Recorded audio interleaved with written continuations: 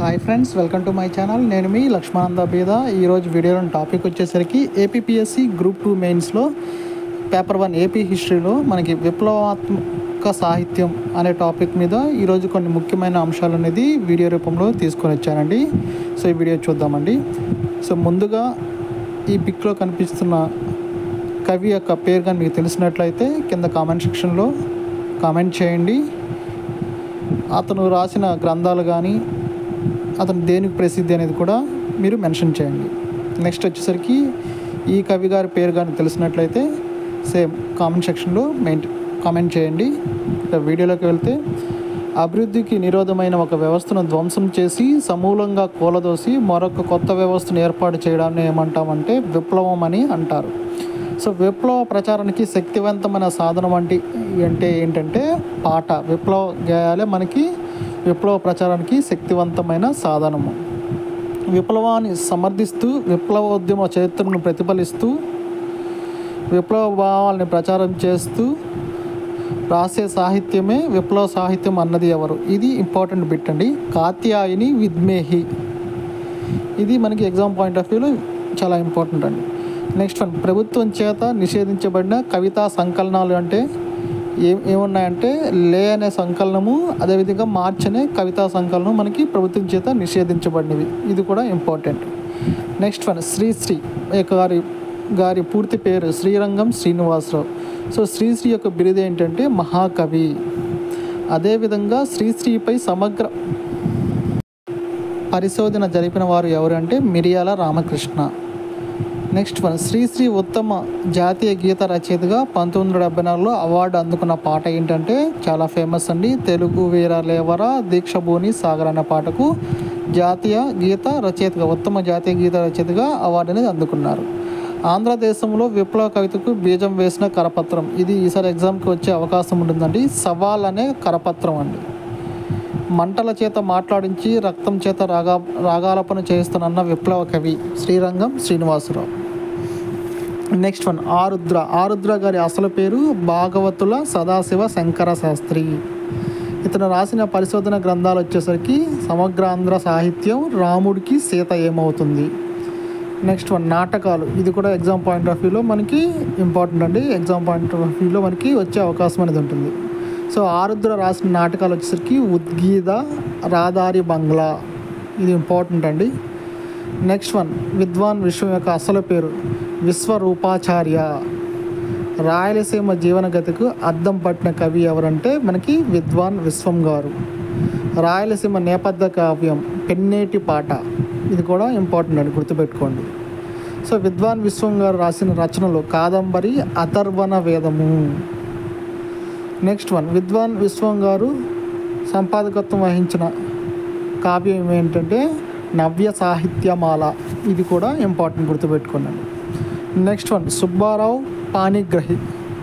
So ఇతను ఏంటంటే శ్రీకాకుళం జిల్లాలో రైతు ఉద్యమానికి ఒక వెన్నుముక లాంటి వాడండి. అదేవిధంగా శ్రీకాకుళం విప్లవ పోరాటంలో వీరమరణం పొందిన కవి.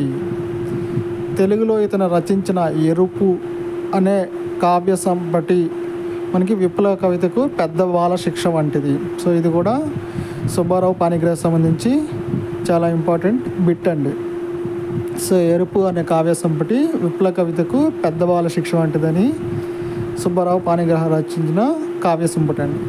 సో ఇది మనకి ఎగ్జామ్ పాయింట్ ఆఫ్ వ్యూలో చాలా ఇంపార్టెంట్, గుర్తుపెట్టుకోండి. ఒకటి, సుబ్బారావు పాణిగ్రహిలో ఎరుపు అనే కావ్య సంపటి ఇంపార్టెంట్ బిట్టు. అదేవిధంగా విద్వాన్ విశ్వం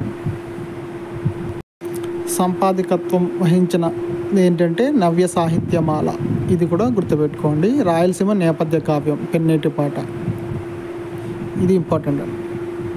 నెక్స్ట్ వన్, బెంగాల్ ప్రభుత్వం నక్సలైట్ కార్యకలాపాలకు పగ్గాలు వేయాలనుకుంటున్న సందర్భాన వ్యాఖ్యానిస్తూ పాణిగ్రహి రాసిన పాట ఏంటంటే మధుర మిఠాయి.